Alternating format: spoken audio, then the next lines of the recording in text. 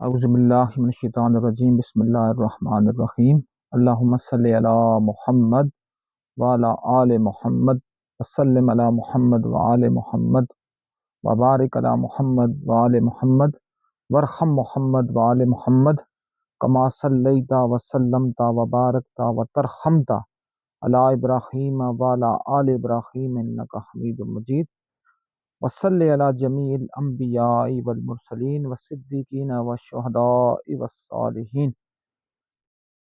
باری تعالیٰ رب کعبہ، رب کونین، رب المشرقین والمغربین کا لاکھ لاکھ شکر ہے کہ اس نے بولنے والی زبان، سوچنے اور سمجھنے والا دماغ اور حق اور باطل کے درمیان فرق رکھ کر اس کے تقاضوں کے مطابق سوچ سمجھ اور اس کے اوپر تجزیہ کر کے منزل مقصود پر چلنے والے قدم عطا فرمائے۔ خالق کونین کا لاکھ لاکھ شکر ہے، خالق کونین نے ان لوگوں کے گروہ کے ساتھ متمسک، میں نہیں کہتا کہ ان کی ہم ایٹ دا ایکسٹریم لیول ہم کچھ پہنچے ہوئے یا چل رہے ہیں، لیکن ان لوگوں تک، ان لوگوں کی گرد راہ پر چلنے کا سلیقہ بخشا۔ ان کن لوگوں کے لیے جن کے بارے میں مالک الملک خود اپنی لافانی کتاب کی پہلی صورت، جس کو ام الکتاب بھی کہتے ہیں، سورہ فاتحہ میں فرماتا ہے انعمت علیہم، وہ لوگ جو انعام یافتہ ہیں۔ اب دیکھیں وہ لوگ انعام یافتہ کون سے لوگ ہوں گے؟ میں نے ابھی درود پڑھا، درود میں محمد پر بھی درود ہوا، آل محمد پر بھی درود ہوا، ابراہیم پر بھی درود ہوا، آل ابراہیم پر بھی درود ہوا، ان پر برکتیں بھی ہوئیں۔ تو کیا یہ میری میں کوئی اپنے آپ کو یا کوئی بندہ یہ نہ سوچے کہ ہم درود پڑھ کر ہم شاید کیا پتہ کہ ان ہستیوں کے لیے کچھ ان کو کوئی دینے کی کوشش کریں؟ نہیں، یہ ان کی سیلری ہے جو اللہ نے ان کے لیے لگا دی ہوئی ہے۔ ہمارا کام کیا ہے کہ ہم یہ حق ادا کریں گے، یہ کوشش کریں گے، تب ہم اللہ کا حکم پورا کرنے کی کوشش کریں گے۔ اس میں محمد اور آل محمد یا ابراہیم اور آل ابراہیم کی کیڈر میں کوئی بھی اضافہ نہیں ہو سکتا، کیونکہ وہ تو وہ ہستی ہیں جو برفان اللہ کا ذکر کی ذات ہے، لیکن ان سے جو متصل لوگ ہیں، میں نے کہا نا ابھی ہم نے جب پڑھا کہ محمد پر درود، محمد کی اولاد پر درود، ابراہیم پر درود، ابراہیم کی آل پر درود، پھر ہم نے آگے کہا صدیقین و شہداء و صالحین۔ اس کا مطلب ہے کہ ان کو بھی درجہ بدرجہ، ان کے بھی کیڈرز ہیں، ان تک بھی سیلری کا کچھ نہ کچھ پارٹ پہنچتا ہے۔ اس لیے کوشش کریں کہ ایسے بن جائیں کہ آپ بھی جب اس دنیا میں نہ ہوں تو آپ تک بھی سیلری اسی طرح پہنچتی رہے۔ تو اللہ کا لاکھ لاکھ شکر ہے کہ میرے ایک دوست ہیں عمان میں، جناب حسن رضا جعفری صاحب، انہوں نے کل میری ایک ویڈیو تھی اپنا، جس میں نے یہ تھوڑی سی بولنے کی کوشش کی تھی کہ بیکاری اور اس کے بعد جو ہنر مند میں فرق کیا ہوتا ہے۔ تو جب میں نے کہا کہ یہ نواز شریف کے اور شہباز شریف کے تندور، عمران خان کے یہ صحت کارڈ اور یہ گند بلا دوسری، اور زرداری اور بھٹو خاندان کا یہ بلاول اور بینظیر کارڈ، یہ سارا قوم کو بیکاری بنانے کے لیے ایک سوچا سمجھا منصوبہ، اور سوچے سمجھے منصوبے کے تحت یہ ٹریپس ہیں۔ جس طرح ٹریپ ڈالتے ہیں نا، جس طرح ہم مطلب آپ لوگ جو کسی بھی شکاری شکار کرنے کو پسند کریں گے یا کسی شکاری کمیونٹی کے قریب ہے، اور پتہ شکاری کیا کرتا ہے، وہ پہلے کچھ دانہ ڈالتا ہے، دانہ ڈال کر یا وہ اپنا ایک جس کو کہتے ہیں نا پڑھایا ہوا کبوتر، طوطا یا اب تو اس طرح کی اپنے پاس چکور رکھتا ہے، وہ ان باقیوں کو لبھا کر لاتا ہے، اور لبھا کے لانے کے بعد وہ کیا کرتا ہے جی، اپنا اس سے جو شکاری ہوتا ہے وہ دوسرے شکار کو کیپچر کرتا ہے، اور اس کا جو پڑھایا ہوا وہ تو آلریڈی اس کے پاس ہوتا ہے۔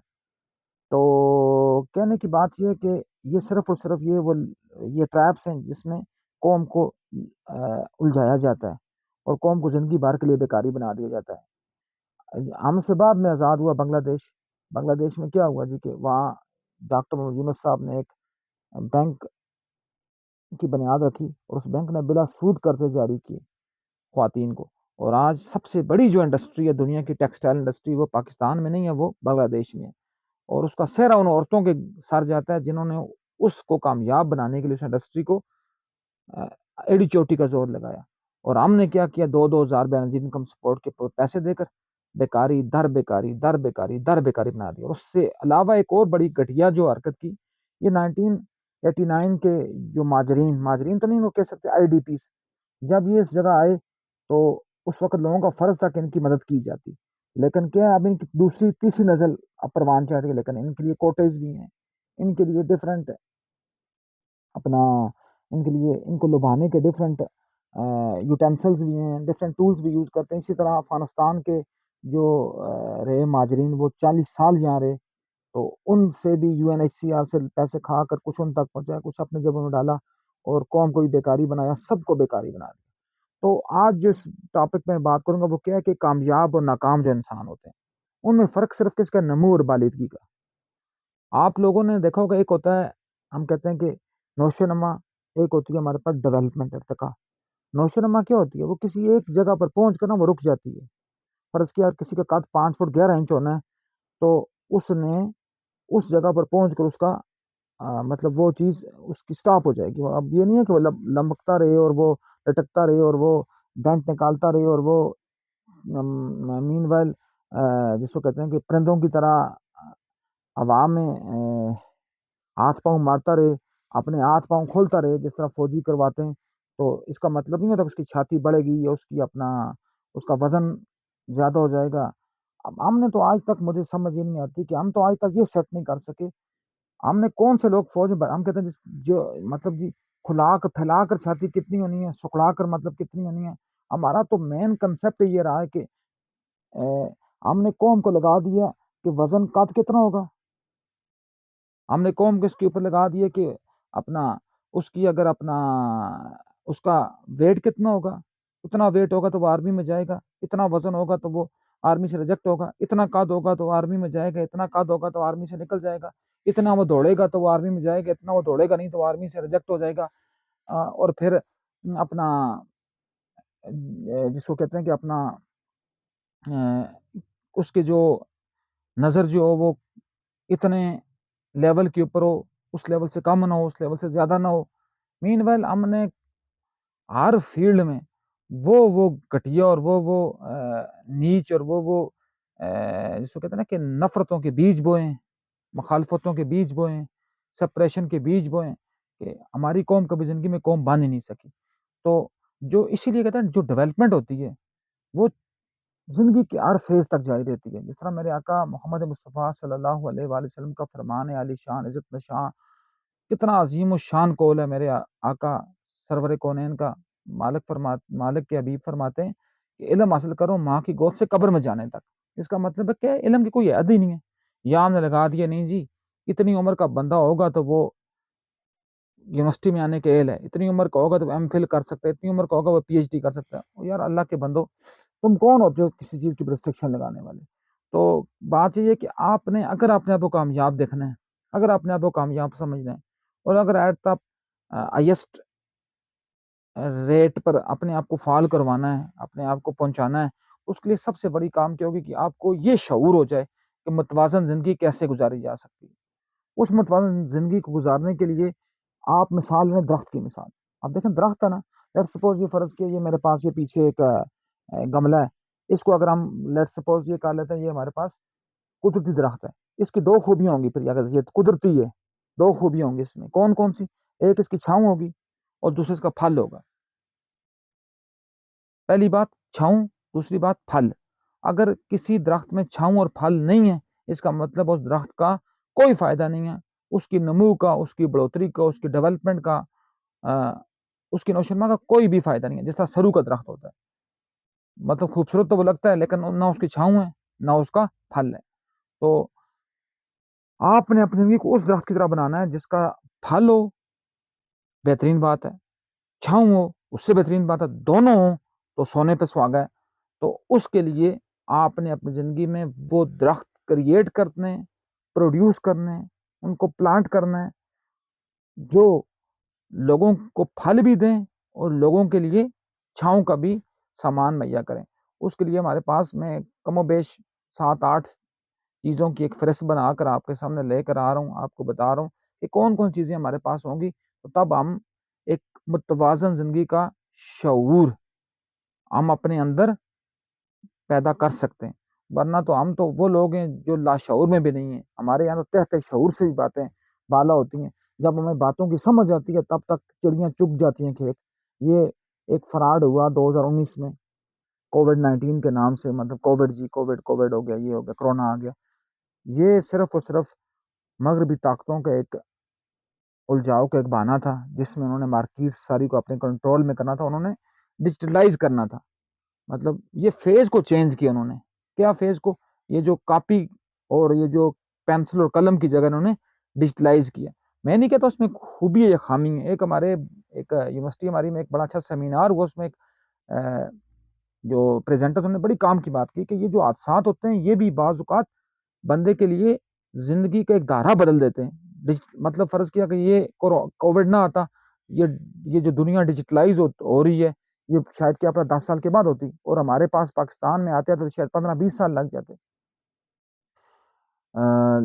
اس کا کہیں کچھ فائدہ بھی ہے تو کچھ نقصانات بھی ہیں، یہ سامنے کی بات ہے. لیکن جو بھی فائدہ یا نقصان ہے یہ کون لوگ سیٹ کرتے ہیں؟ وہ لوگ جو سرمایہ دار ہوتے ہیں، جنہوں نے سرمایہ دارانہ نظام میں ان مجھ جیسے اور تمام 25 کروڑ جیسے گدھوں کو کنٹرول کرنا ہوتا ہے. تو بات یہ کہ ہمارے یہاں کیا جی آبادی 25 کروڑ کے راؤنڈ اباؤٹ ہے، اس میں سے تقریباً 24 کروڑ 99 لاکھ اور 90 ہزار لوگ کم و بیش، میں چلو 10 ہزار کو ایک ایکسکلوڈ کرتا ہوں، وہ کس میں لگ گئے ہوئے ہیں جی کہ ایک وہ بندہ الو کا پٹھا ہے، وہ شیر افضل مروت، اس نے کسی جگہ بیٹھا، وہ پروگرام بھی کس کا، جاوید چودھری کا، جس کو ابھی اعزازی ڈگری دی پی ایچ ڈی کی باولپور یونیورسٹی نے. اللہ اس یونیورسٹی کا بھی بڑا غرق کرے اور ساتھ اعزازی ڈگریوں والوں کو بھی بڑا غرق کرے. میں نے اس کے اوپر ایک آرٹیکل بھی لکھا تھا کہ راہل ڈراوڈ بڑا اچھا انڈین بیٹسمین تھا، اس کو جب کلکتہ یونیورسٹی نے ڈگری دینے کی کوشش کی اعزازی ڈگری، تو اس نے ان کو ایک ہی جملے سے ان کے منہ پر چماٹا مارا. اس نے یہ کہا کہ میری بیوی پی ایچ ڈی ڈاکٹر ہے، اس نے پی ایچ ڈی کرنے کے لیے اپنی دن راتیں ایک کی، وہ بی پی کی مریض بن گئی، وہ شوگر کی مریض بن گئی. اور میری جو ماں ہے اس نے 50 سال کے بعد، وہ آرکیٹیکچر کی پروفیسر ہے، 50 سال کے بعد انہوں نے پی ایچ ڈی کے لیے اس میدان میں قدم رکھا. تو میں کیسے سامنا کروں گا ان کا جب میں جاؤں گا کہ میں بھی پی ایچ ڈی ہوں اور آپ بھی پی ایچ ڈی ہیں؟ تو یہ ہوتا ہے قوم اور یہ ہوتے ہیں گدھے.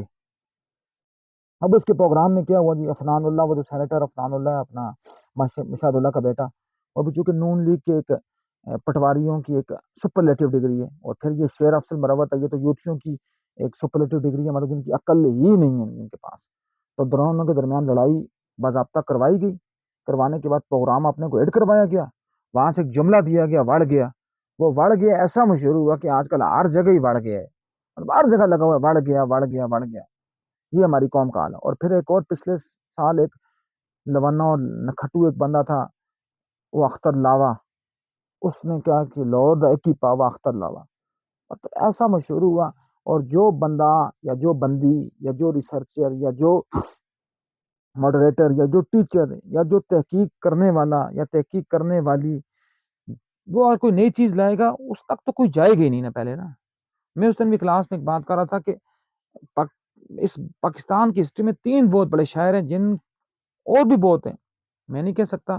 فراز بڑا شاعر ہے، محسن نقوی بڑا شاعر ہے اور کافی ہیں، لیکن ان تینوں نے وہ جیتیں دی ہیں جو ایک ڈائریکشن دے رہی ہیں. ایک علامہ محمد اقبال علیہ رحمہ، دوسرے جناب فیض احمد فیض، اور تیسرے جناب جون ایلیا. ان تینوں میں سے بھی میرے نزدیک جون ایلیا کا ایک اپنی ایک وکری پہچان ہے، کیونکہ علامہ اقبال کو تو اسٹیٹ میں مشہور کیا، علامہ اقبال کو تو ملاؤنے میں مشہور کیا، علامہ اقبال کو تو اسلامائزیشن میں مشہور کیا، فیض کو مغرب نے بھی مشہور کیا، فیض کو اپنا کامریڈز نے بھی مشہور کیا، فیض کو انقلاب پرستوں نے بھی مشہور کیا، فیض کو فیض کی بیٹیوں نے بھی مشہور کیا. لیکن جون ایلیا وہ واحد ہستی ہے جس کو کسی نے مشہور نہیں کیا، جو اپنی زندگی میں تو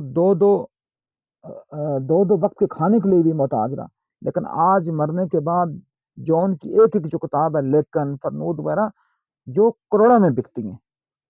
تو کہنے کی بات یہ کہ ہم وہ قوم ہے، بدبخت قوم، جو زندہ لوگوں کی قدر نہیں کرتے. جب وہ مر جاتے ہیں تو پھر ہم اس کے لیے تعزیتی ریفرنسز بھی کرتے ہیں، اور پھر ہم ان کے لیے کیا کرتے ہیں اپنا جی، ہم کہتے ہیں ان کے لیے موم بتیاں بھی جلتی ہیں، موم بتی انٹیز کے ہاتھوں سے. تو چونکہ بات لمبی ہو رہی ہے اور اس طرف نکل رہی ہے، تو میں نے کیا کہا کہ ہم نے وہ درخت اپنی زندگی میں لگانے جو ہماری زندگی کو متوازن زندگی بنائیں گے، جو اس کو شعور دیں گے. تاکہ مرنے کے بعد بھی ہمیں چھوٹی موٹی سیلری ہمیں ملتی رہے. کس کی شکل میں؟ یاد کی شکل میں، دعا کی شکل میں، اس کے بعد اپنا پوٹینشیلٹی کی شکل میں، اس کے بعد زندگی کو کائنیٹک کرنے کی شکل میں. اس لیے کہتے ہیں کہ بعض لوگوں کی زندگی بہت لمبی ہوتی ہے. ان کی زندگی کس سینس میں کہ وہ مر تو بہت چھوٹی عمر میں جاتے ہیں لیکن وہ اب تک زندہ رہتے ہیں. جن کی سب سے بڑی مثال جناب امام علی اصغر کی ذات ہے، جناب سرکار اپنا علی اکبر کی ذات ہے، جناب سرکار قاسم کی ذات ہے. ان کے علاوہ جائیں سکندر اعظم کی ذات ہے. سکندر اعظم 33 سال کا بچہ، تو ہمارے نزدیک تو بچے ہی ہے نا، وہ دنیا فتح کر آیا تھا، 35 سال میں اللہ کو پیارا ہو گیا. تو اور بعض لوگ ایسے ہوتے ہیں کہ جن کی زندگی ہزاروں سالوں میں ہوتی ہے. کنعان ایک بندے کا نام تھا جو موسیٰ علیہ السلام کے دور میں، موسیٰ علیہ السلام سے بھی پہلے، میرے ایگزیکٹ نہیں آ رہا، آئی تھنک کہ نوح علیہ السلام کے طوفان نوح کے بعد اس سے بچ گیا تھا. اس کے بعد وہ اس نے زندگی مطلب وہ زندگی پائی اس نے، اور جا کر وہ فوت ہوا عیسیٰ علیہ السلام کی پیدائش سے کچھ سال پہلے. تقریباً 6,500 7,000 سال اس کی عمر ہوئی، لیکن اس کا نام بھی کسی کو نہیں پتا. تو کیونکہ بعضوں کی زندگی مختصر کر کے لمبی کر دی جاتی ہے اور بعضوں کی لمبی کر کے مختصر کر دی جاتی ہے. تو یہ متوازن زندگی گزارنے کے لیے یہ اصول اپنی زندگی میں آپ نے بھی اور میں نے بھی لازماً اڈاپٹ کرنے ہیں، تاکہ ہم بھی مرنے کے بعد کسی نہ کسی شکل میں زندہ رہیں اور اپنی یہ جو علم کے جو بکھیرے کے موتی ہیں ان سے آنے والی نسلیں مستفید اور فیضیاب ہوتی رہیں. تو پہلا جو درخت ہے، پہلی جو بات ہے، میں نے کہا نا درخت کون سا ہوگا جو چھاؤں بھی دے گا اور ساتھ پھل بھی دے گا. اور پھل کی بات ہے نا، پھل کیا ہوتا ہے؟ میٹھا ہوتا ہے، اور چھاؤں کیا ہوتی ہے؟ گھنی اور ٹھنڈی ہوتی ہے. یہ دونوں جب تک پھل میٹھا نہیں ہوگا اس کا پھر بھی کوئی فائدہ نہیں ہے. جب تک چھاؤں ٹھنڈی اور گھنی نہیں ہوگی اس کا پھر بھی کوئی فائدہ نہیں ہے. تو اس لیے پہلا کیا ہے؟ معاش کا درخت. آپ کا معاش اتنا اسٹرانگ ہو، اتنا آپ اس معاش سے، مین بات تو کیا ہے کہ لوگوں کے پاس، بعض لوگوں کے پاس کروڑوں روپے بھی آتے ہیں لیکن وہ کروڑوں روپے سے کسی کو کچھ نہیں دے سکتے. جب کچھ نہیں دے سکتے تو اس کا مطلب کیا ہے کہ ان کا اپنی معاش تو مضبوط ہے، وہ خود تو جس کو کہتے ہیں نا کہ ایک لگژری لائف سٹائل وہ گزار بھی رہے ہیں اور اس کو اپنے اوپر عمل پیرا بھی کیے ہوئے ہیں. ان کی نسلیں بھی وہ کوشش کرتے ہیں ہماری نسلیں بھی اس طرح کے لائف سٹائل سے گزریں. لیکن کیا ہوتا ہے ان کا پھل نہ تو میٹھا ہوتا ہے اور نہ ان کی چھاؤں ٹھنڈی ہوتی ہے. معاش کا درخت کیسے متوازن بن سکتا ہے؟ جب آپ اپنے جیب سے، اسی لیے تو میں کہتا ہوں قربان جاؤں اس محمد مصطفیٰ صلی اللہ علیہ وآلہ وسلم کی شریعت پر. محمد دیکھیں سود کیا ہے؟ اللہ کی لعنت ہے. لیکن سود کیا ہے؟ سامنے نظر آتا ہے کہ سود بڑھا رہا ہے ہمارے مال کو. سود کیا ہے جی؟ فرض کیا ہم بینک میں پیسے رکھیں جی، میں نے بینک میں رکھ لیا جی، فرض کیا 10 لاکھ روپیہ، وہ کیا کہتے ہیں اس کے اوپر آپ کو 20% انٹرسٹ ملے گا. تو وہ کیا ہوگا جی؟ اس کا مطلب کیا ہے کہ 20% پیسہ بڑھ رہا ہے. لیکن میں نے اللہ کی قسم کسی بینک مینیجر کو میں نے کبھی بڑھتے ہوئے نہیں دیکھا، پھولتے ہوئے نہیں دیکھا، تھکتے ہوئے نہیں دیکھا. تمام ذلیل و خوار ہو کر مرے ہیں، تمام کی اولادیں تباہ و برباد ہو کر مری ہیں. تو لیکن جو لوگ اللہ کی راہ میں صدقہ خیرات کرتے ہیں، کیا اللہ نے کہا ہوا ہے کہ 100 روپے میں سے 2.5 روپے آپ نے دینے ہیں. وہ 2.5 روپے دے کر بھی بندہ کہتا ہے یا اللہ اس کو قبول کر لے. اس کا مطلب ہے کیا اس کا فائدہ ہے؟ اور میں نے ایسے ایسے لوگ دیکھے ہیں خدا کی قسم جنہوں نے جب دونوں ہاتھوں سے لٹواتے ہیں لیکن اللہ ان کو 3 گنا 4 گنا 10 گنا 20 گنا دیتا ہے. شاید میں بھی مجھ میں بھی اتنی یہ نہ ہو کہ، لیکن بعض جن کا ہاتھ کھلا ہوتا ہے نا ان کو اللہ پاک ایسے دیتا ہے کہ آپ سوچ نہیں سکتے. میری والدہ محترمہ ہے، الحمدللہ ان کا ہاتھ اتنا کھلا ہے کہ ان کے پاس اگر ایک وقت میں اگر 10,000 روپیہ بھی کوئی ان کو دے دے ایک لمحے میں، دوسرے لمحے میں وہ 10,000 ان کے پاس ہوتا نہیں. اور لیکن کبھی ان کا ہاتھ تنگ نہیں ہوا. تو کہنے کی بات یہ کہ جو لوگ جتنا رکھتے ہیں نا جیب میں ڈال ڈال کر، وہ تو وہ اسی قرآن کی آیت کی مانند ہے، الحاکم التکاثر حتی زرتم المقابر. یہ وہ لوگ ہیں جو پیسے گنتے ہیں لیکن کیا کرتے ہیں؟ جہاں تک قبریں دیکھ لیتے ہیں. اس لیے میرے آقا صلی اللہ علیہ وسلم کی ایک مبارک حدیث ہے، اس کا مفہوم ہے کہ سب سے زیادہ میں اس بندے کی عقل پر حیران ہوں جو مالدار تو ہوتا ہے لیکن کنجوس ہوتا ہے. اس کا نقصان کیا ہے کہ اس کو اللہ نے مال دے دیا، اس کا جو اصحاب ہوگا وہ اتنا سخت ہوگا کہ جہنم کے فرشتے بھی چیخ اٹھیں گے. میں نے بہت لوگ دیکھے ہیں جی، پیسے ان کے پاس 2.5-3 لاکھ روپیہ 4 لاکھ روپیہ ہوگا، لیکن کیا ہوتا ہے جی کہ ان کا لائف سٹینڈرڈ بالکل لو لیول کا ہوتا ہے، کچھ بھی نہیں کرتے، پیسے جیبوں میں رکھتے ہیں. میں نے ایک پلاٹ لیا بیریا ٹاؤن میں، دوسرا میں نے ڈی ایچ اے میں لیا، تیسرا میں نے پتہ نہیں گلبرگ میں لیا، چوتھا میں نے پتہ نہیں گوری ٹاؤن میں لیا، پانچواں پتہ میں نے جہنم میں لیا، چھٹا میں نے پتہ نہیں زمریڈ میں لیا. تو ان کے یہ ہوتے ہیں اسی طرح مر جاتے ہیں، دفعہ دور ہو جاتے ہیں، اور پھر ان کی اولادیں ان پلاٹوں کے پیچھے بھاگتی ہیں اور قتل عام ہوتا ہے. کسی نے کہا تھا زن زار اور زمین قتل کی مین وجہ یہ. تو پھر اولادیں آپس میں لڑتی ہیں اور بیڑا غرق اس سینس میں ہوتا ہے. تو یہ معاش کے درخت کو متوازن رکھنے کا سب سے بڑا اصول یہ کہ اپنے آپ جو آپ کے پاس اس کو لوٹائیں بھی اللہ کی راہ میں. یہ نہیں ہے کہ بالکل ہی آپ مفلوج جائیں، لیکن اتنا ہو کہ کم از کم آپ اپنے آپ پر فخر کر سکیں. اور دوسری بات کیا ہے، خدمت کا درخت. یہ وہ نیکی ہے، یہ وہ اپنا ایک انٹیٹی ہے جس کی جتنی بھی زیادہ جس کے اوپر بات کی جائے اتنی بات کم ہے. اب خدمت کیا ہے؟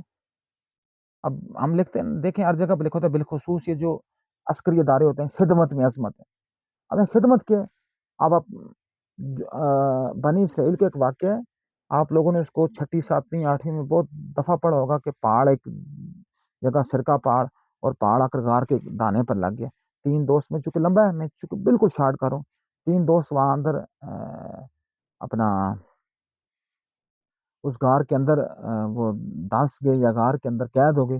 تو پہلے 2 نے جو دعا کی وہ 1 بائی 1 تیسرے کی دعا میں آپ کے ساتھ. تیسرے نے کیا کہا کہ جی میرے ماں باپ چونکہ بوڑھے تھے، میں کیا کرتا تھا، میں دن پورا بکریاں چراتا تھا، اور رات کو جب بکریوں کا دودھ دوتا تھا تو سب سے پہلے میں گلاس اٹھا کر اپنے ماں اور باپ کے لے کر آتا تھا.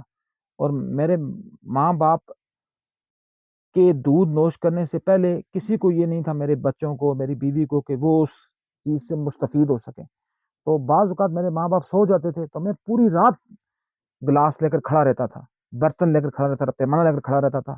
جب وہ میرے ماں باپ اٹھتے تھے صبح، ان کی جو آنکھوں کی چمک ہوتی تھی ان سے میرے لیے دعائیں نکلتی تھی. تو کیا ہوگا جی، پہاڑ یکدم سے رک گیا اور ان کے لیے غار کا دانہ کھولا، اور وہ اپنے اپنے کاموں میں نکل گئے. تو یہ ہوتی ہے خدمت، اور اس میں عظمت. ضروری نہیں ہے کہ آپ خدمت، آپ بازار سے جا رہے ہوں، آپ یہ نہیں ہے کہ آپ کے جیب میں کوئی پیسہ ہے تو خدمت اسی سے ہوگی. نہیں، کوئی معذور بندہ ہے، اس کو سڑک پار کروانی ہے، اس سے بڑی خدمت تو میں کہتا ہوں اگر آپ 1 لاکھ روپے اس کے جیب میں ڈالیں وہ کم ہے. لیٹ سپوز کسی قطار میں آپ کھڑے ہیں، اس قطار میں آپ سے پیچھے کوئی معذور، کوئی بوڑھا، کوئی ضعیف بندہ کھڑا ہے، آپ اپنی جگہ اس کو دے دیں، اس سے بڑی خدمت اور کیا ہوگی. اس کے بعد آپ کوئی کام آتا ہے، فرض کیا آپ ایک اچھے ریسرچر ہیں، آپ ایک اچھے ٹیچر ہیں، آپ ایک اچھے قانون دان ہیں، آپ کسی دوسرے کو اپنی اس چیز سے مستفید کر دیں، اس چیز سے فائدہ پہنچا دیں، یہ خدمت ہے. تو اس خدمت کو بھی ہر حال میں ہم نے بجا لانا ہے، تب ہماری زندگی میں توازن آئے گا. اور پھر ہم جو بات کریں گے اپنا تیسری بات ہمارے پاس کیا ہے، فیملی کا درخت. اب دیکھیں فیملی کا درخت کیا ہے جی، ہمارا جو خاندان ہے ہم نے اس کو کیسے لے کر چلنا ہے. اب دیکھیں میرے آقا امام موسیٰ کاظم علیہ السلام سے کسی نے پوچھا کہ اے امام، میں اپنی زندگی کے دن کا حصہ کیسے گزاروں، اس کو میں کیسے تقسیم کروں. میرے مولا نے فرمایا کہ اس کے 4 حصے کر دو. کتنے سے کر دو؟ 4. کیا کام میرے مولا نے؟ ایک ایسا معیشت کے لیے، ایک ایسا معاشرت کے لیے، ایک ایسا اللہ کی عبادت کے لیے، اور آخری اور چوتھا ایسا کس کے لیے؟ اپنے خاندان کے لیے. اب دیکھیں نا، ایک صحابی میرے آقا صلی اللہ علیہ وسلم کے پاس آئے تو وہ کہتے ہیں جی کہ میں دن کو نمازیں پڑھتا رہتا ہوں، رات کو روزہ میں دن کو روزہ رکھتا ہوں اور رات کو میں نمازیں پڑھتا رہتا ہوں. تو میرے مالک کے حبیب نے فرمایا کہ اے بندہ، خدا تیری عبادت قبول نہیں ہے کیونکہ تو نے اپنے خاندان کو وقت کب دیا. تو یہ نہیں ہے کہ آپ نے بس نمازیں پڑھنے میں جس طرح فرض کیا نا، میں کہتا بھی ہوتا ہوں بعض لوگ اس چیز سے متنفر بھی ہوتے ہیں، یا اگر ہوتے ہیں تو وہ 1 دفعہ کے بجائے 100 دفعہ متنفر ہوں. بعض لوگ کیا کہتے ہیں جی کہ اپنا وہ پتیلا پکڑتے ہیں، پیچھے دیگچا پیچھے لگاتے ہیں، تو یہ اپنا سروزہ اور چلا میں چلے جاتے ہیں، مدنی قافلے اور پتہ نہیں مکی قافلے اور پتہ نہیں کس میں نکل جاتے ہیں. صحیح ہے نہیں، زواریوں میں نکل جاتے ہیں، کہاں سے کہاں ہو جاتے ہیں، پیچھے خاندان کو کچھ پتہ نہیں ہے.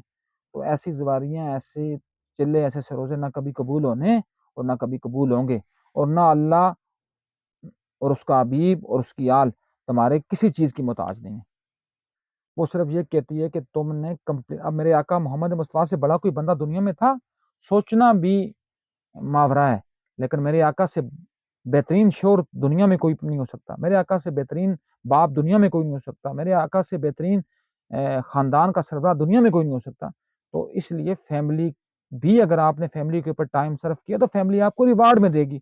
अब फ़र्ज़ किया आप बच्चे, मुझे एक बात का बस ये मेरा ख़्याल है, ये सबसे अच्छी बात अगर कोई सुनेगा, तो यहाँ तक ये मेरी मेरी बात सबसे बेहतरीन बात इस पूरी वीडियो की होगी। आप सुबह उठते हैं, बच्चे को, इतने से बच्चे को, 2 से 3 साल के बच्चे को, उसको सर्दी के ठंड के, जिसको कहते हैं ना कि एक यकबारगी, उसको उठाकर ठंड के एक अंबों में उसको आप लेकर जाते हैं, और उसको भी उठाकर अपने मतलब एक जा रहा होता है शोर अपने दफ्तर में, बीवी जा रही है अपने दफ्तर में, उस बच्चे बेचारे का क्या कसूर, उसको उठाया, उठाकर डे केयर में फेंक दिया। तो वो फिर बड़ा होकर फिर आपको कहता है कि मैं तुम्हें पुत्र बनाऊंगा, फिर वो जाकर आपको भेजता है ओल्ड हाउस में, और फिर आप कहते हैं नहीं जी, औलाद तो क्या करती है। जब आप औलाद के लिए कुछ करेंगे तो फिर औलाद कुछ करेगी ना। जब आप औलाद के हकूक ही पूरे नहीं करेंगे तो मालिक भी तो ऊपर है ना, वो देख रहा है ना, फिर उसने तो बदले दुनिया में खत्म करने हैं। तो इसलिए वो अकबर अल आबादी अलैहि रहमा बड़ी ज़बरदस्त, वो कहते हैं ना कि बच्चे में कहाँ है तरबियत माँ बाप के एतबार की, दूध तो डब्बे क्या तालीम है सरकार की, यहाँ तो है ही नहीं है। इमाम जाफ़र सादिक फरमाते हैं 7 साल तक बच्चे को स्कूल भेजने ही नहीं है, तो हम उस छोटे से पैम्पर उसका पूरी गली में घसीटा जाता है साथ, और हम उसको स्कूल में 20 किलो का बस्ता देकर भेज देते हैं। तो भेजने वालों पर भी लानत, वहाँ पढ़ाने वालों पर भी लानत, और उन अदारों पर भी लानत। तो ये बात है। इसलिए आपने इसमें भी तवाज़ुन लाना है। और जो चौथी बात है वो क्या है जी, अपना पेशे का दरख्त। अब पेशा क्या है? जो भी पेशा आपका, अगर कोई बंदा कोबलर मतलब जूता गाँठने से लगा हुआ है, कोई बंदा हजाम है, कोई बंदा उस्ताद है, कोई बंदा पुलिस वाला है, कोई बंदा साफ़ी है, कोई बंदा अपना जज है, या इवन देन कुछ भी है जी। मैं तो ये कहता हूँ कि ताजर तो चलो फिर बड़ी बातें हैं, वो तो एक मुक़द्दस और बेहतरीन पेशा है। बेहतरीन पेशों में से एक पेशा, सरकार दो आलम सल्लल्लाहु अलैहि वसल्लम से किसी ने पूछा कि सबसे बेहतरीन पेशा कौन-सा है? सरकार ने फरमाया कि अगर 10 ऐसे बरकत के हों, 10 में से 9 ऐसे बाकी सब पेशों के साथ हैं, और एक सॉरी 10 में से 1 ऐसा बाकी सब पेशों के साथ है, और 9 ऐसे सिर्फ़ एक पेशे के साथ है, वो तजारत है। लेकिन हमारे यहाँ तजारत क्या है? वो ताजिर, वो मलऊन जो ईंटें पीस कर डालता है हल्दी में, सुर्ख़ ईंटें पीस कर डालता है मिर्चों में, मुर्दा जानवरों की खून से वो अपना ब्लैक टी बनाकर मार्केट्स में बेचता है। उसके बाद दालों में वो छोटे-छोटे कंकड़ डालकर उसके वज़न में इज़ाफ़ा करता है। मैं कल एक देख रहा था, जो पत्थर होता है, जो ओज़ान जो जारी करता है महकमा ओज़ान और पैमाइश, तो उसको जब नापा गया, उसके ऊपर रखकर अपना उसके ऊपर अपना जो इलेक्ट्रिक तराजू है, तो उसकी जो अपनी वैल्यू थी वो 950 ग्राम थी। तो इस कौम का क्या होगा? इस कौम के जो ओज़ान के जो पैमाने हैं वही कम है। तो पेशे से आपने जिस भी पेशे को कोई बंदा, उस पेशे के ऊपर फ़ख्र करना है। लेट्स सपोज़ दैट अगर किसी बंदे का पेशा है जूते गाँठना, तो वो फ़ख्र करे कि मैं जूते गाँठ रहा हूँ, और दूसरों को भी चाहिए कि उसके पेशे का फ़ख्र करें। अगर ना जूते गाँठने वाला होता, तो हम तो अ, मतलब जूतों के बगैर हम चल फिर रहे होते। हमने ये कसाई जो हैं, कसाई, मौत के फरिश्ते, कौन? ये जो सफ़ेद गाउन पहने वाले शैतान हैं, इनको हमने डॉक्टर साहब, डॉक्टर साहब, डॉक्टर साहब फिर बनाया हुआ है जी, अपना फ़ौज के अफ़सरों को मेजर साहब, कर्नल साहब, ब्रिगेडियर साहब। और इज़्ज़त ऐसी है, फ़र्ज़ किया ना, मैं बाज़ औक़ात कहता हूँ, किसी जगह जाएँ ना आप, फ़र्ज़ किया आप किसी बच्ची को कहें जी कि या बच्चे आपके वालिद साहब क्या काम करते हैं? वो बच्चा कहेगा जी मेरे वालिद साहब अपना स्कूल टीचर हैं। तो वो सारी ज़िंदगी सारा टाइम जो है ना वो नीचे करके फिरेगा कि मैंने शायद कोई गलत बात कर दी। दूसरे से पूछेंगे तेरा बाप क्या काम करता है? वो कहेगा जी मेरा बाप पटवारी है। साथ मुझसे इस तरह करेगा, मेरा बाप पटवारी है। तो क्या है जी, हमारे यहाँ कौम का सबसे बड़ा अलमिया ये है कि हमने सबसे बड़ा नौसरबाज़ को सबसे बड़ा बनाया है। फिर कहेंगे जी मेरा बाप तो बिजली के महकमे में है। फिर कहेगा जी अपना मेरा बाप जो है वो तो किसी सियासतदान का मुंशी है। तो हमने जो मतलब हर मुक़द्दस पेशे के साथ हमने वो खिलवाड़ किया है कि अल्लाह ने इसीलिए हमें बरकत से महरूम कर दिया है। इसलिए कोशिश करें कि पेशों के साथ इंसाफ़ करें, कोई भी पेशा हो। जी, मैंने तो वैसे चलो एक मसालन एक बात की, जो पटवारी भी अपना काम ठीक कर रहा है, तो वो सही है ना, उसमें क्या है? बल्कि मैं तो कहता हूँ, जो बंदा گند کے ڈھیر میں صحیح کام کر رہا ہے، بہترین کام تو وہ کر رہا ہے۔ جو بندہ خانہ کعبہ میں بیٹھ کر نمازیں پڑھ رہا ہے، اس کا کیا فائدہ؟ وہ تو باقی بھی پڑھ رہے ہیں تو وہ بھی پڑھ رہے ہیں، لیکن جو میں خانے میں بیٹھ کر نماز پڑھے گا اصل کریڈٹ تو اس کو جائے گا۔ اس لیے جو پولیس کے محکمے کے اندر حلال کھا رہا ہے وہ بڑا مجاہدہ کر رہا ہے، جو محکمہ مال میں پٹواری جو ہے وہ حق کے اوپر چل رہا ہے وہ سب سے بڑا جہاد کر رہا ہے۔ تو اس لیے کوشش کریں کہ اپنے پیشوں کے ساتھ انصاف کریں، اور ساتھ جب پیشے کے ساتھ جڑ جائیں تو اپنے پیشے کے ساتھ کام کے لحاظ سے، پیسے کے لحاظ سے، وقت کے لحاظ سے، ریسورسز کے لحاظ سے اپنے اب ایک اور ہوتا ہے ہمارے لوگ بعض بھرتی ہوتے ہیں جی M Phil P H D کر کے پرائمری ٹیچر، اور وہ زندگی پوری لگے رہتے ہیں پی ایس سی یا سی ایس ایس کرنے میں، اور بڑا ابھی ایک بندہ مرا ہے وہ بلال ڈیرا غازی خان کا، تو وہ کیا جی پہلے وہ اے ایس آئی بھرتی ہوا، کرتے کرتے گریڈ 17 میں گیا، گریڈ 18 میں پھر سی ایس ایس کیا، اور پھر کسی جگہ اے سی لگ گیا، لیکن اندر اس کا مطمئن نہیں ہوا، تو وہ خودکشی کر کے رام موت مر گیا۔ وہ اپنے آپ کو جس جگہ ہو اس جگہ اپنے آپ کو جت دو، اس جگہ اپنے آپ کو لگا دو، اس جگہ اپنی پوری انرجیز لگا دو، آپ دیکھ لینا اللہ پاک آپ کو اتنا نوازے گا کہ آپ سوچ نہیں سکتے۔ اللہ کا لاکھ لاکھ شکر میں ایک مجھ ناچیز میں ہزاروں خامیوں کے باوجود ایک خوبی ہوگی کہ میں نے کبھی زندگی میں کسی چیز پہ بھاگا نہیں ہوں، جو چیز اللہ نے دی ہے خود لا کر دی ہے، جو نہیں دی ہم نے کہ یا اللہ تعالیٰ شکر ہمارے مقدر میں ہوگی نہیں، تو کون سا ہم نے یہ دنیا میں اپنے آپ کو جو اس دنیا میں اپنے کوئی کروڑوں سال کے لیے آئے نہیں ہے تو نہیں ہے، جب اللہ نے مقدر میں لکھی گی تو اللہ دے بھی دے گا۔ اس لیے کوشش کریں، پوری کوشش یہ ہو آپ کی، میری اور ہم سب کی، کہ ہم نے کیا کرنا ہے، ہم نے اپنے آپ کو ان چیزوں کے ساتھ اپنے آپ کو اٹیچ کرنا ہے، اور جب ان چیزوں کے ساتھ ہم اپنے آپ کو اٹیچ کریں گے اس کا فائدہ ہمارے ساتھ کیا ہوگا کہ اللہ پاک ہماری روزی میں، ہمارے پیشے میں، ہمارے کول و فیل میں، ہمارے اپنا ہمارے کول و فیل میں اور ہماری روح اور جسم میں برکتیں ڈال دے گا۔ تو اس لیے کوشش کریں کہ مالک الملک ہمیں اس چیز کی ہمت دے کہ ہم ان چیزوں سے انصاف کر سکیں۔ اور جو پانچویں چیز ہے، پانچویں چیز کیا جی کہ اپنا مذہب کا درخت۔ اب دیکھیں مذہب کی اہمیت کیا ہے، مذہب ہمارے پاس کوڈ آف لائف ہوتا ہے۔ اب سب سے بڑی بات ہے یہ میرے پاس الحمدللہ یہ اوپر قرآن پڑھا ہوا ہے، ہم قرآن کو کیا کرتے ہیں صبح اٹھاتے ہیں، اٹھا کر اس کو دو تین اس کو اپنا چوم لیا، سر سے لگا دیا، آنکھوں کے ساتھ لگا دیا، اور ہم نے کہا ہم نے شاید قرآن کا حق پورا کر دیا، تو قرآن کا یہ حق پورا ہی نہیں ہے۔ قرآن کا حق کیا ہے؟ سورہ یاسین کا حق یہ ہے کہ سورہ یاسین کو ہم نے لگا دیا مردوں کے اوپر پڑھنے کے لیے۔ سورہ یاسین کی تو آیت نمبر 36 37 38 میں پوری فزکس ہے، پوری فزکس، چاند کی حرکت، سورج کی حرکت، زمین کی حرکت، پوری فزکس اس کے اندر ہے، اور ہم نے لگا دیا اس کو مردوں کے اوپر مردے بخشوانے میں۔ پھر ہم نے عورتوں کے لیے سورہ نساء پورا پیکج ہے ان کے حقوق کا، ہم نے زندگی میں کبھی پڑھی ہو تو ہمیں پیکج کا پتہ ہو۔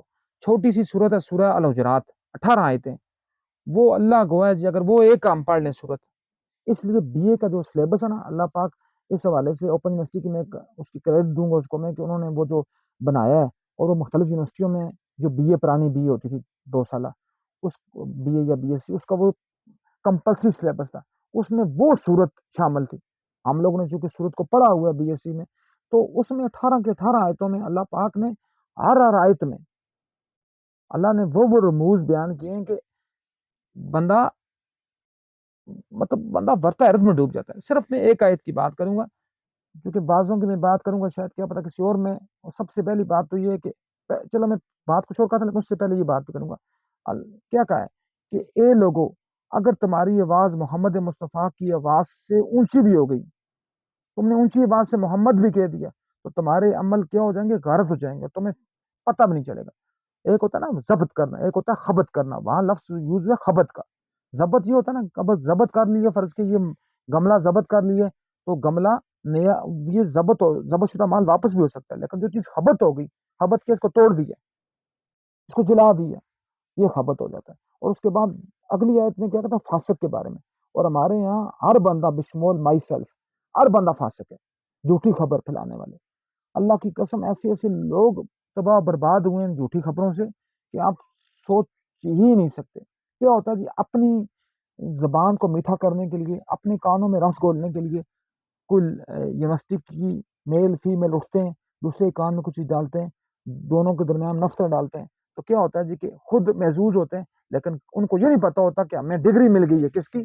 فاسق کی.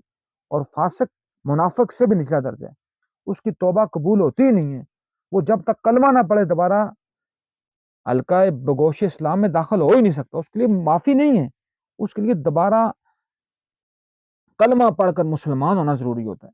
جبکہ اللہ معاف کرے، ہم سب میرے سمیت میں مزاح کے علاوہ کہہ رہا ہوں کہ پتہ نہیں کتنی دفعہ ہم فسق کرتے ہیں دن میں.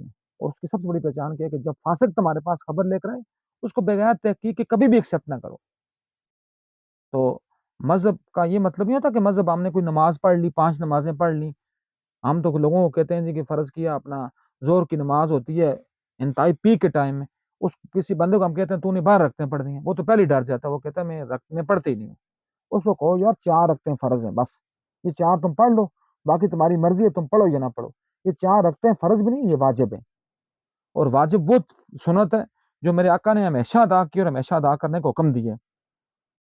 تو میں قرآن کی کس آیت میں اللہ نے کہا ہوا ہے کہ زور کی 4 رکھتے ہیں یا 12 رکھتے ہیں؟ قرآن میں صرف یہ کہ اقیم الصلاۃ، نماز قائم کرنے کی بات ہے. قرآن میں رختوں کی بات نہیں ہے، رکھتے ہمیں نبی نہیں بتائیے. اور یہ 4 جو رکھتے ہیں یہی واجب ہیں، یہی سنت ہے، باقی سب نوافل ہیں. پڑھیں تو اچھی بات ہے، نہ پڑھیں تو کوئی گناہ کی بات نہیں. تو مذہب کو آسان بنا کر دوسرے کو پیش کریں. یہ نہ ہو کہ مذہب کو اتنا مشکل بنا کر پیش کریں کہ لطر آپ کے اوپر لگیں اور پھر آپ چیختے رہیں اور چلاتے رہیں. اور جہنم کے فرشتے پھر چونکہ آپ نے سنا بھی ہوگا کہ وہ کانوں سے سنتے نہیں ہیں، پھر وہ ان کو چیخ پکار کسی کی سنائی دینے والی بات نہیں ہوتی کہ وہ یہ کہیں جی، یا ان کو جس کام پر لگا دیا گیا انہوں نے وہ کام پورا کر کے ہی چھوڑنا ہوتا ہے. ٹھیک ہے، یہ ہمارے پاس بات ہوگی جی کس کی بات، کہ ہم نے کیا کرنا ہے، اپنا ان چیزوں کے اوپر اپنے آپ کو یوٹیلائز کرتے ہوئے ان چیزوں کے اوپر اپنے آپ کو امپلیمنٹ کرتے ہوئے ان کو یوٹیلائز کرنا ہے. اور تب ہماری زندگی کیا بنے گی؟ متوازن زندگی بنے گی. اور پھر ہمارے پاس کیا ہے جی، اس کے بعد مذہب کے بعد کتنوں کے 4 ہو گئے ہمارے پاس. 5واں ہو گیا ساکھ کا درخت. ساکھ کیا کہتے ہیں اس کو؟ چونکہ اردو کے لفظ بعض ممی ڈیڈی لوگوں کی سمجھ میں نہیں آئیں گے، تو ساکھ کہتے ہیں کس کو؟ اپنا گڈ ول کو. اب اپنی ساکھ، اب دیکھیں فرض کیا نا، ایک بندہ یا ایک بندی، ویسے اس کے اوپر بھی میں بات کروں تو تھوڑی سی مطلب یہ ہو جاتی ہے، اس بات میں اپنا جھول سا رہ جاتا ہے. آج کل تو لوگ اگر 90 صحیح کام کرتے ہیں، یا بلکہ 90 میں نے کم کر 99 صحیح کام کریں، 99 ایک کام غلط کریں، تو لوگ اس کا 99 کام یاد نہیں رکھیں گے، لوگ اس کا ایک کام یاد رکھیں گے، تم نے یہ غلط کیوں کیا تھا. اس لیے ساکھ کی، لیکن ساکھ اللہ ایک تو جواب، اللہ اپنے آپ کو ریوارڈ تو مالک نے دینا ہے نا، آپ کو ریوارڈ کسی بندے یا بندی نے نہیں دینا. اس لیے اپنی ساکھ کو بھی اس لیول کے اوپر رکھیں کہ کوئی بندہ بھی آپ کے اوپر انگلی نہ اٹھا سکے.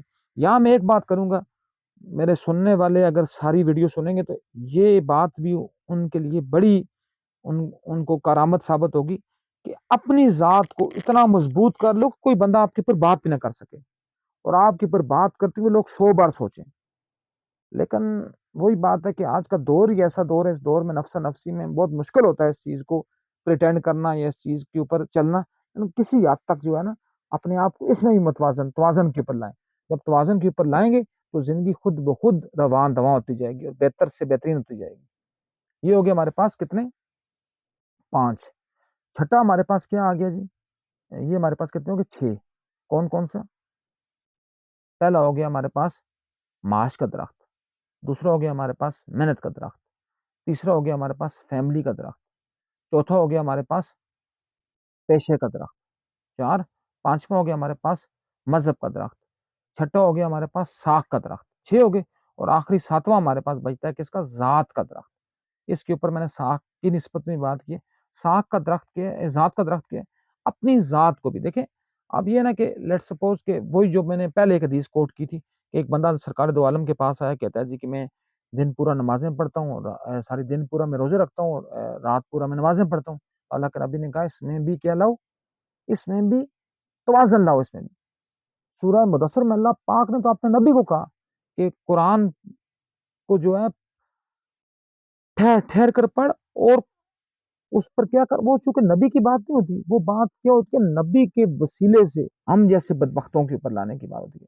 ورنہ وہ ہستی جو اس وقت بھی نبی ہو، جس وقت آدم ابھی پانی اور مٹی میں گوندا جا رہا ہو، جس وقت مالک کے پاس دوسری کوئی مخلوق ہی نہ ہو، مالک یہ فرمائے کہ اے محمد اگر میں تجھے پیدا نہ کرتا تو میں اپنا رب ہونا اظہار نہ کرتا، تو بتانے کی بات ہمیں تھی.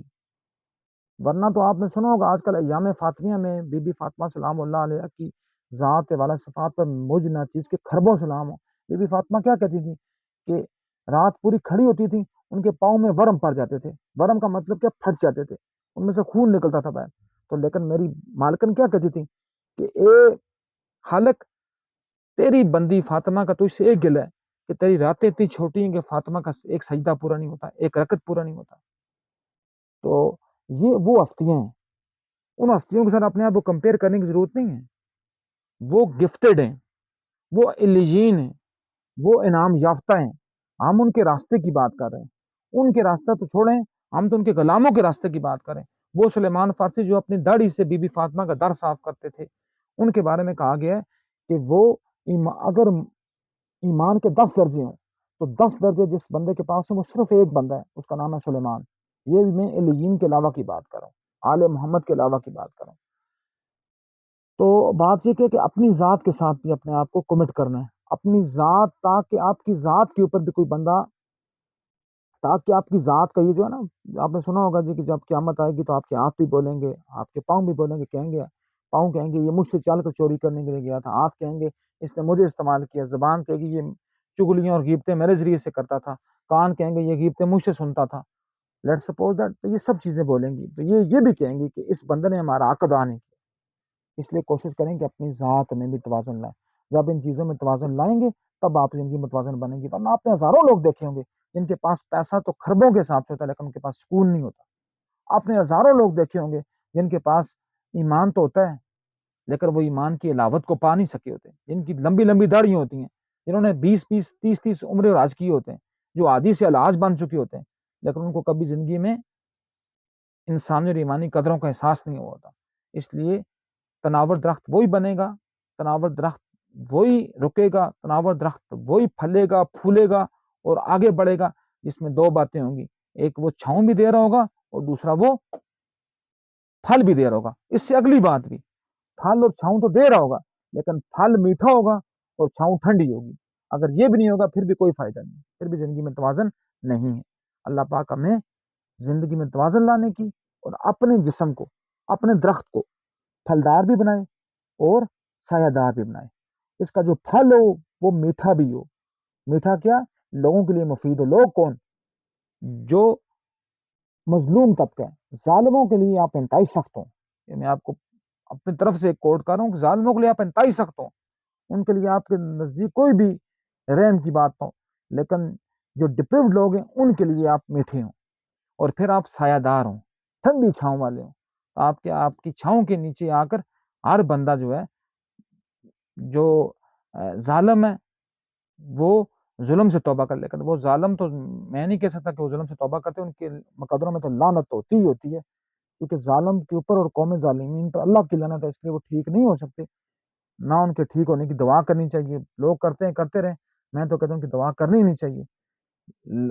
اور جو چور ہوں وہ آ کر چوری سے توبہ کر لیں تاکہ سایہ اتنا سایہ دار ہو، سایہ اتنا گنا ہو، سایہ اتنا ٹھنڈا ہو. تو اللہ پاک ہمیں اس کے اوپر، اس علم کے اوپر عمل کرنے کی بھی توفیق دے اور آگے پھیلانے کی بھی توفیق دے.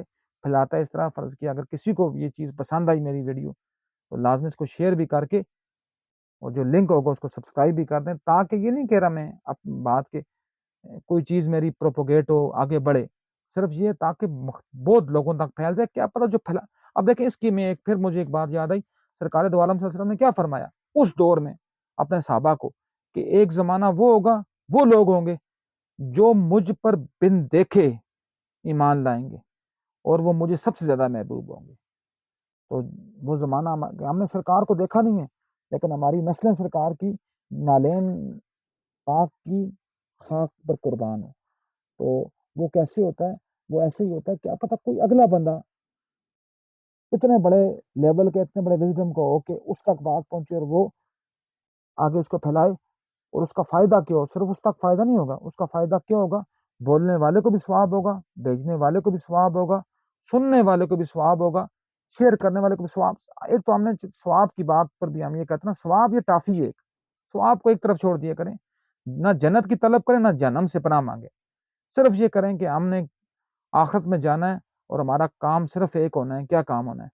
کہ ہمارا مالک الملک کا دیدار ہونا ہے ہمیں. جب دیدار کی بات آئے گی تو یہ جنتی ٹافیاں اور جنمی جو لطر ہیں ان سے آپ عہدہ برا ہو جائیں گے. اللہ پاک علم و عمل کی توفیق دے. وما علینا الا البلاغ المبین.